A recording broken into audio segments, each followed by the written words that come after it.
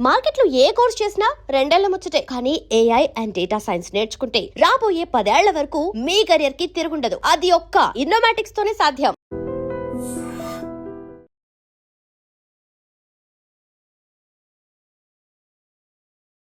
Two days 3 days బాగా pain ఉంటుంది కదా సార్. థర్డ్ డే నుంచి కొంచెం అంటే సర్జికల్ పెయిన్ అయితే ఉంటుందండి. బట్ మీరు సర్జరీ కన్నా ముందున్న పెయిన్ మాత్రం డెఫినెట్గా డే 1 నుంచి వెళ్ళిపోతుంది సర్జరీ చేయంగానే. అది జాయింట్ లోపల వచ్చిన పెయిన్, అది సర్జరీ చేయంగానే మనం జాయింట్ కరెక్ట్ చేస్తాం కదా, ఆ పెయిన్ అనేది పోతుంది. బట్ సర్జికల్ పెయిన్ అన్నది ఉంటుంది. సార్ పోస్ట్పోన్మెంట్స్ ఎందుకు అవుతూ ఉంటాయి, ఎందుకు చేస్తూ ఉంటారు? జనరల్గా ఎప్పుడు అలర్ట్గా ఉండాలి, మొత్తం 4th స్టేజ్కి రాకుండా మనకి సైన్స్ బాడీ ఏమేమి ఇస్తూ ఉంటుంది సార్? అది ఏ ప్రాబ్లం అయినా ఫస్ట్ సైన్ పెయిన్ అండి. జాయింట్ అరుగుదల అయితే సౌండ్స్ వస్తాయి, అండ్ దెన్ స్టిఫ్నెస్ కొంతమందికి వస్తుంది. పొద్దున్న లేచినప్పుడు పెయిన్ రావడము, లేదు స్టెప్స్ ఎక్కుతున్నప్పుడు పెయిన్ రావడము, పడుకున్నప్పుడు అటు ఇటు తిరిగినప్పుడు పెయిన్ రావడం, ఇవన్నీ సైన్స్ నార్మల్గా అయితే. సో వీళ్ళకి కొంతమందికి యంగ్ ఏజ్లో పెయిన్స్ వచ్చినప్పుడు స్పోర్ట్స్ ఇంజరీస్, వాళ్ళు ఎప్పుడు ఆడడం బోరు, సడన్గా ఆడుకోవడానికి పోతారు, దానివల్ల ఇబ్బంది అవుతుంది. సో ఇట్లాంటి వాళ్ళకి స్పోర్ట్స్ ఇంజరీస్ వచ్చినప్పుడు ఇమీడియట్ రెక్టిఫికేషన్ చేస్తే సర్జరీ కూడా అవసరం పడకపోవచ్చు. ఓకే. బట్ వీళ్ళు ఏంది డిలే చేసి లిగమెంట్ టేర్ అయిపోయి మళ్ళీ ఇంజురీ అయ్యి సగం డ్యామేజ్ అయినాక వస్తారు. సో అలాంటి వాళ్ళకి మనం సర్జరీ చెప్పగానే అరే ఏంటి డాక్టరు ఫస్ట్ టైం రాగానే సర్జరీ చెప్తున్నారు, but the seriousness of the damage they don't understand. So వాళ్ళు సెకండ్ ఒపీనియన్, థర్డ్ ఒపీనియన్ అలా తిరుగుతూ మళ్ళీ లాస్ట్కి వస్తారు. అది ఇంకా డ్యామేజ్ అవుతుంది. సో మనం కరెక్ట్ రెక్టిఫై చేసి ఈ ప్రాబ్లమ్కి మెడిసిన్స్ లేకపోతే ఫిజియోథెరపీ, లైఫ్ స్టైల్ మోడిఫికేషన్స్, అరుగుదలలు అయితే ఇవన్నీ చేసుకుంటే యూజువల్గా అవాయిడ్ చేయొచ్చు సర్జరీస్ని. సో ఎలాంటి ఇంప్రూవైజేషన్స్ వచ్చాయి సార్ ఇప్పుడు మెడికల్ హిస్టరీలో? అంటే ఇప్పుడైతే రీసెంట్ అడ్వాన్సెస్ రోబోటిక్సే. మేము దానికన్నా ముందు నావిగేషన్ చేస్తుండే. నావిగేషన్ ఏంటి అంటే దానికి డేటా ఇస్తాం మనము, బట్ సర్జరీ అంతా మనమే చేయాలి. ఇప్పుడు రోబోటిక్స్లో ఏంటి అంటే రోబోటిక్ సర్జరీ చేస్తుంది, but will still be there. So కొన్ని ఫుల్లీ ఆటోమేటిక్ వచ్చినాయి, కొన్ని సెమీ ఆటోమేటిక్ వచ్చినాయి. సెమీ ఆటోమేటిక్ అయితే సర్జన్ హ్యాండ్ యూజ్ చేస్తాం. ఇప్పుడు మేము మొన్న చేసింది సెమీ ఆటోమేటిక్. మొత్తం ఆటోమేటిక్లో కొంచెం రిస్క్ ఉండొచ్చు, బట్ స్టిల్ ఇప్పుడు అడ్వాన్సెస్ తోటి బాగానే వస్తున్నాయి. ఓకే. సో ఏ ప్రాబ్లమ్ని ఇప్పుడు రెక్టిఫై చేయొచ్చు సార్? అంటే ఇదివరకు చేయలేనివి ఇప్పుడు ఈజీగా చేయగలుగుతున్నవి. అంటే ఇప్పుడు ఎంఆర్ఐ వచ్చింది కదా, ఎంఆర్ఐ వచ్చినాక ఆల్మోస్ట్ 99.9% ఆఫ్ ద ప్రాబ్లమ్స్ని సాల్వ్ చేయొచ్చు మనం. ఇప్పుడు సపోజ్ ఇప్పుడు కోవిడ్ తర్వాత చాలామంది యంగ్ పేషెంట్స్కి హిప్ పెయిన్స్ వస్తున్నాయి. అది ఎందుకు వస్తుంది అనేది చూస్తే మనము పేషెంట్స్కి బ్లడ్ సప్లై అనేది ఆగిపోతుంది హిప్ బోన్కి. ఓకే. అది హిప్ బోన్కి ఎప్పుడైతే బ్లడ్ సప్లై ఆగిపోతుందో డెడ్ బోన్ అయిపోతుంది. So as simple as it చెప్పాలంటే మనము ఒక చెట్టుకి రెగ్యులర్గా వాటరింగ్ చేయకపోతే ఎండిపోతుంది. సో సేమ్ అలానే ఆ బాల్ అనేది ఎండిపోతుంది. సో ఎండిపోయిన బాల్కి శక్తి ఉండదు. వెన్ యూ స్టాండ్, మన బాడీని సపోర్ట్ చేసేది బేసిక్గా హిప్ జాయింటే. అది పిల్లర్స్ లాగా బిల్డింగ్కి. సో ఆ బిల్డింగ్ పిల్లర్కి స్ట్రెంత్ లేదైతే కూలిపోతుంది, సో కొలాప్స్ అవుతుంది. సో ఇది ఎందుకు వస్తుంది అని చూస్తే మనము స్టేజ్ 1లో యూజువల్గా హిప్ పెయిన్తో వచ్చినప్పుడు వాళ్ళకి మూమెంట్స్ అన్నీ బాగానే ఉంటాయి, ఎక్స్రే తీస్తే నార్మల్ ఉంటుంది. బట్ వీళ్ళు మళ్ళీ రిపీటెడ్గా పెయిన్ తగ్గట్లేదు అంటే మనం will get an MRI.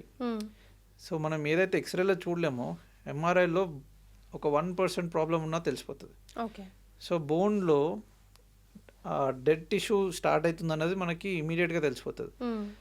So stage 1లో ఉన్నప్పుడు యూజువల్గా లైఫ్ స్టైల్ మోడిఫికేషన్స్, ఏవియన్ ఆఫ్ హిప్కి, వెయిట్ లాస్, మెడిసిన్స్ ఇవి చేసుకుంటే సరిపోతుంది.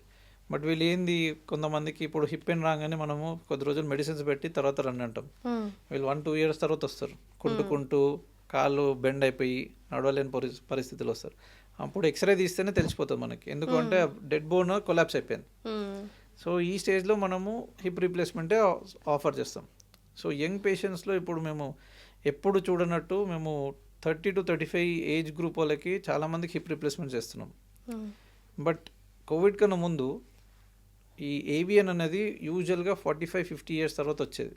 అది ఎందుకు? ఆస్తమా పేషెంట్స్లో స్టిరాయిడ్స్ ఇవ్వడం వల్ల, స్మోకింగ్ హిస్టరీ ఉండేవాళ్ళకి ఆస్తమా, లేకపోతే ఏమైనా స్టిరాయిడ్స్, ఇప్పుడు స్కిన్ కండిషన్స్లో ఏమైనా ఇరిటేషన్స్ వచ్చినప్పుడు స్టిరాయిడ్స్ వాడతారు, దానివల్ల వస్తుండే. But post Covid probably blood hard అవ్వడం వల్లనో దేని వల్లనో కోవిడ్ వచ్చిన వాళ్ళకి రెగ్యులర్గా ఈ హిప్ పెయిన్స్ అనేది చాలా ఎఫెక్ట్ ఇచ్చింది. ఆల్మోస్ట్ 30% ఆఫ్ ద పాపులేషన్కి వరల్డ్ వైడ్. అది షాకింగ్ రిజల్ట్స్ అవి. ఎస్, కొంచెం సేపు ఆఫ్ ద బీట్ మాట్లాడుకుంటే సార్, రోజు ఇవి చూసి చూసి చూసి రాత్రి నిద్ర ఎలా పడుతుంది సార్ మీకు అసలు? ఇప్పుడు బేసిక్గా మేము ఒకసారి నా వర్క్ అయిపోయిందంటే I don't think about this surgeries గురించి, ఇంకా అక్కడే వదిలేస్తాం. సో ఇది ఓవర్ ద టైం అలవాటు అయిపోతుంది. స్టార్టింగ్లో నేను పీజీ డేస్ అప్పుడు బ్లడ్ చూస్తే భయం వేస్తుండే, సర్జరీస్ పెద్ద పెద్ద సర్జరీస్ చూస్తే భయం వేస్తుండే. అంటే మా యాక్సిడెంట్స్ ఎట్లుంటాయంటే బోన్ అంతా బయటికి రావడము, ఘోరమైన బ్లీడింగ్ రావడము. నైట్ డ్యూటీస్లో ఉంటాం మేము, నైట్ అంతా 10 hours కష్టపడ్డాము ఆ బ్లడ్ని రిపేర్ చేయడము, బ్లడ్ వెజల్స్ని, బోన్ని ఫిక్స్ చేయడము. Almost 7-8 hours పడుతుండే. అది అలవాటైపోయి ఇప్పుడు మేము సర్జరీస్ చేసిన ఓపీడీ నా టైమింగ్స్ పేషెంట్స్ చూసిన తర్వాత we don't spend much time on that again. మళ్ళీ నెక్స్ట్ డే మార్నింగే. సో అక్కడికి పోయిన తర్వాత కట్ ఆఫ్, ఇంకా ఫ్యామిలీతో టైం స్పెండ్ చేయడం అట్లాంటివి. సార్ చిన్నప్పుడే మీరు కానీ మీ పేరెంట్స్ కానీ ముందే బ్రహ్మం గారి చరిత్ర చదివారా ఏంటి? Why did you choose only like ortho as your profession? Ortho ఎందుకు చూస్ చేసుకున్నానంటే ఓవర్ ద టైం నేను చిన్నప్పటి నుంచే డాక్టర్ అవుదామని అనుకున్నా. అప్పుడు నన్ను మా పేరెంట్స్, మా ఫాదర్ బాగా సపోర్ట్ చేస్తుండే. మా బ్రదర్స్ అందరూ అంత సపోర్ట్ చేయలేదు. సపోర్ట్ అంటే దే మేకింగ్ ఫన్, అంటే నువ్వు డాక్టర్ అవ్వలేవు అది ఇది అని.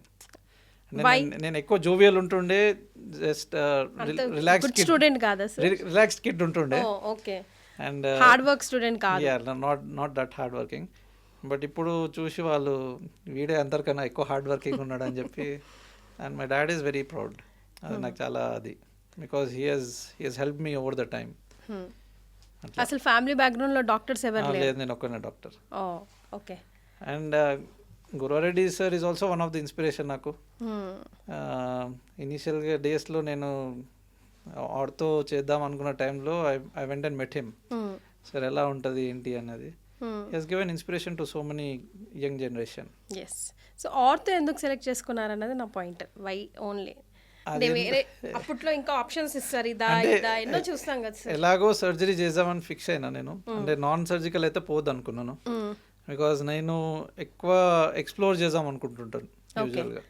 సో నాకు సర్జరీస్ అంటే చాలా ఇష్టము. అండ్ ఎంబీబీఎస్లో ఉన్నప్పుడు మాకు ఇంటర్న్షిప్స్ అని ఉంటాయి ప్రోగ్రామ్స్. సో ఎవ్రీ మంత్ ఒక్కొక్క డిపార్ట్మెంట్, అంటే గైనిక్ ఒక రోజు, సైకాట్రీ ఒక మంత్ జనరల్ మెడిసిన్, ఒక మంత్ సర్జరీ, ఒక మంత్ ఆర్థోపెడిక్స్, అట్లా పోతూ ఒక రోజు ఆర్థోపెడిక్స్లో పోతే కొంచెం ఇంట్రెస్టింగ్ అనిపించింది. సో డే 1 రోజు వాష్ అయ్యి సర్జరీస్ అసిస్ట్ చేయడము. సో ఫస్ట్ మేము ఎప్పుడు చేసినా కూడా ఎట్లుంటుందంటే మా దాంట్లో హెయిర్కి ఫస్ట్ జాయిన్ కాగానే కొత్తలో మనం జస్ట్ స్క్రబ్స్ చేయాలి, అంటే జస్ట్ వాష్ చేయడము, పేషెంట్ బాడీ క్లీన్ చేయడము, చూడడము అంతే ఉంటుండే. పేషెంట్ని ముట్టుకోవడం, సర్జరీ చేయడం ఉండకపోతుండే. So it takes 15 years for us to reach that place where we have to operate. So 15 years తర్వాత స్టార్ట్ చేసి స్లోగా, అది కూడా ఒక సీనియర్ కన్సల్టెంట్ ఉండి అట్లా స్టార్ట్ చేసుకుంటూ now I become a senior consultant. Sir ఈ జర్నీ మొత్తంలో ఎప్పుడైనా ఒక్క పాయింట్లో అయినా అనిపించింది అబ్బాయి ఎందుకు డాక్టర్ అయ్యాను అబ్బా లైఫ్లో, లైక్ కొన్ని ఇంపార్టెంట్ సిచ్యువేషన్, ఫంక్షన్ ఉన్నా, ఎక్కడికైనా వెళ్ళాలనుకున్నా, ఏదైనా కేసు వచ్చిందంటే యూ హ్యావ్ టు రష్ కదా. ఇప్పుడు మాకైతే పేషెంట్స్కి అయితే నడిచే దేవుళ్ళు sir doctor, because I'm present వాళ్ళ ప్రాణం మీ చేతిలో ఉంటుంది, మీరు ఇంకేది చెప్తే అదే ఫైనల్ అన్నట్టు. అలాంటి మీకు కూడా ఒక పర్సనల్ లైఫ్ ఉంటుంది, sometimes you need to give up and like go for it. So అలాంటి సిచ్యువేషన్స్ ఎలా హ్యాండిల్ చేస్తారు? అలాంటి చాలా సిచ్యువేషన్స్ వచ్చినాయండి. బట్ నేను పీజీ ప్రిపరేషన్ అప్పుడు మాకు అప్పుడే నీట్ అనేది స్టార్ట్ అయింది. నీట్ ఎగ్జామ్స్ రాసిన తర్వాత నీట్ ఎగ్జామ్ క్యాన్సిల్ చేశారు. And then they said again మళ్ళీ స్టేట్ ఎగ్జామ్స్ రాయమని. So that was very depressing actually. అంటే మనం అంతా ప్రిపేర్ అయ్యి we have given our best and then again they say that మళ్ళీ మీరు ఎగ్జామ్స్ రాయాలని. సో అది చాలా స్ట్రెస్ఫుల్ పీరియడ్ మాకు. బట్ ఓవర్ ద టైమ్ ఇంకా మా పేరెంట్స్ కూడా అర్థమైంది, మా ఫ్యామిలీలో కూడా అర్థమైంది. Now they don't force me, they call me for the functions and all. Busy ఉన్నారంటే వదిలేస్తారు. And but ultimately family time చాలా ఇంపార్టెంట్ అండి ఎవరికైనా కూడా. బికాజ్ ఫ్యూచర్ ఎప్పుడైనా కూడా మనకి ఏం ప్రాబ్లం వచ్చినా వాళ్ళే మనకు సపోర్ట్ చేసేది ఫ్యామిలీ అనేది. So I make it specific time. ఇప్పుడు మా దాంట్లో ఏమైపోయిందంటే సబ్ స్పెషాలిటీస్ వచ్చేసి ఎవరి డిపార్ట్మెంట్ వాళ్ళు చూసుకోవడం. నా దాంట్లో కూడా టీం ఉంది ఇప్పుడు. సో ఏమైనా ఎమర్జెన్సీస్ ఉంటే వాళ్ళు కవర్ చేయడము, unless until I need to go and see, లేకపోతే వాళ్ళు మేనేజ్ చేస్తారు. సో ఆ పొజిషన్కి వచ్చినాక కొంచెం ఫ్రీ అవుతాం. సార్ ఏదైతే నోరుతో లైక్ నడిచే దేవుళ్ళు అని అన్నానో నేనే, అదే నోరుతో కూడా అబ్బా డాక్టర్లు అంటే కమర్షియల్, ఫస్ట్ అన్నీ మనం 2 times 3rd time లైక్ మనం చూసుకుందాము, నెక్స్ట్ ఆప్షన్కి వెళ్ళాలా వద్దా, ఇలాంటివి కూడా సినిమాలో పుణ్యమానో లేకపోతే కొన్ని సిచ్యువేషన్స్ నిజంగానే అలా జరగడం వల్లనో ఈ రీసెంట్ కండిషన్స్లో కూడా మనం చాలా చూసాం కదా సార్. సో అట్లాంటి క్వశ్చన్ మార్కులతో పేషెంట్స్ అడుగుతున్నప్పుడు ఇంకా పేషెంట్స్తో మీరు సమాధానం చెప్పాల్సిన సిచ్యువేషన్స్ అదే చాలా ఉన్నాయండి. యాక్చువల్లీ ఇప్పుడు నేను చెప్పాలి అంటే నాకు నా పేరు మీద కొన్ని గూగుల్ రివ్యూస్ ఉంటాయి. దేర్ ఆర్ ఫ్యూ పీపుల్ మేము చూసి వాళ్ళకన్నీ ఎక్స్ప్లెయిన్ చేయలేం. బికాజ్ నాకు ఇప్పుడు 30-40 ఓపీ ఉంటుంది, 30-40 పేషెంట్స్ని చూడాలి నేను. And in between I have to operate. And పేషెంట్స్కి ఏంటి అంటే వాళ్ళకి ఏంటంటే నేను ఒక్కనే పర్సన్. సో నాకేంటి అంటే 40 పేషెంట్స్ విత్ సర్జరీస్. సో వాళ్ళకేంటి నేను ఇంత పే చేస్తున్నాను, ఈ డాక్టర్ నాకు టైం ఇవ్వట్లేడు అన్నది అందరి క్వశ్చన్. బేసిక్గా నేను యాజ్ ఎ పేషెంట్ పోయినప్పుడు కూడా నాకు అట్లా అనిపిస్తుంది. But you have to see from doctors perspective also. డాక్టర్కి ఎన్ని కమిట్మెంట్స్ ఉన్నాయి, ఎంతమంది పేషెంట్ లోడ్ ఉంది, ఎన్ని సర్జరీస్ చేసినాడు, ఏ స్ట్రెస్లో ఉన్నాడు. And I cannot be same every time. I most of the time 90% I try to be, but sometimes it goes out of control. ఇప్పుడు నేను కొంతమంది ఏంటి అంటే నేను ఒక సర్జరీలో స్టక్ అయిపోయా, అది 1 hourలో అయిపోవాల్సింది 2 hours 2.5 hours పట్టింది. సో లోపల పోయినాకనే తెలుస్తుంది మనకి ఎంత టఫ్ ఉందన్నది కేసు. అండ్ దెన్ అట్లాంటి టైంలో కొంతమంది పేషెంట్స్ 2 hours వెయిట్ చేస్తారు. వాళ్ళకి ఏంటి అంటే నేను నా పని అంతా వదలకొట్టి 2 hours నుంచి కూర్చుంటున్నా అన్నది వాళ్ళకి ఒక ఫ్రస్ట్రేషన్ వస్తుంది. కొంతమంది పేషెంట్స్ అయితే చెప్పొద్దు కానీ కొంతమంది 1 star రివ్యూస్ ఇస్తారు. అది ఒక ఫ్యాషన్ అయిపోయింది. 5 star ఇవ్వమంటే ఎవరు ఇవ్వరు. 1 star రివ్యూస్ ఎందుకు ఇస్తారు అంటే, ఒక పేషెంట్ నేను ఇట్లనే సేమ్ హిప్ పెయిన్ ఉంది, హిప్ పెయిన్కి నేను చూసి ఎగ్జామిన్ చేసిన అంతా బాగానే ఉంది. I told you come after 10 days. 10 days నుంచి రాలేడు. He's gone to other doctor and they advised MRI. ఆ ఎంఆర్ఐలో grade 1 AVN అని వచ్చింది. దెన్ వీళ్ళు ఏమంటారు, యూ నాట్ ట్రీటెడ్ వెల్ అని చెప్పి వాళ్ళు. అండ్ సేమ్ ఇంకో పర్స్పెక్టివ్లో చూసుకుంటే, ఒక పేషెంట్కి నేను ఎంఆర్ఐ రాశాను షోల్డర్ పెయిన్కి. ఆ పేషెంట్కి నన్ను ఎగ్జామిన్ చేయకుండానే డైరెక్ట్ షోల్డర్ ఎంఆర్ఐ రాసిండు, ఎక్స్రే తీయలేదు అని. సో ఇప్పుడు if I have to see, I don't know which patient I have to write which patient, but which is important to the patient I'll write. నేను స్పెసిఫిక్గా అట్లా రాయను. But ఈ పేషెంట్కి తప్పు అనిపించింది, ఈ పేషెంట్కి నేను రాయలేదని తప్పు అనిపించింది, ఈ పేషెంట్ నేను రాసినంత తప్పు అనిపించింది. So there are 2 types of people. We never know. But what is important to the patient we'll write. అది వాళ్ళకి వదిలేయాలి, వాళ్ళకి ఏది కరెక్ట్ అనిపించింది లేదని. బట్ నాకు ఏది కరెక్ట్ అనిపించింది అనేది నేను చెప్తా. హాఫ్ నాలెడ్జ్ సార్, అంటే మొత్తం ప్రిస్క్రిప్షన్ కూడా రాసుకోండి డాక్టర్ గారు నాకు ఇది రాయండి అని చెప్పి అట్లా కూడా ఉన్నారు. సో దట్ ఈస్ అంటే దాన్ని మనం ఏం చేయలేం, కండిషన్ చేసుకోవడం తప్ప. ఎస్, ఎందుకంటే 80% of the population are almost good అండి. They are try to understand. 20% మనం ఎంత చెప్పినా అర్థం కాదు. సో ఆ 20% కోసం మనం కష్టపడ్డాము.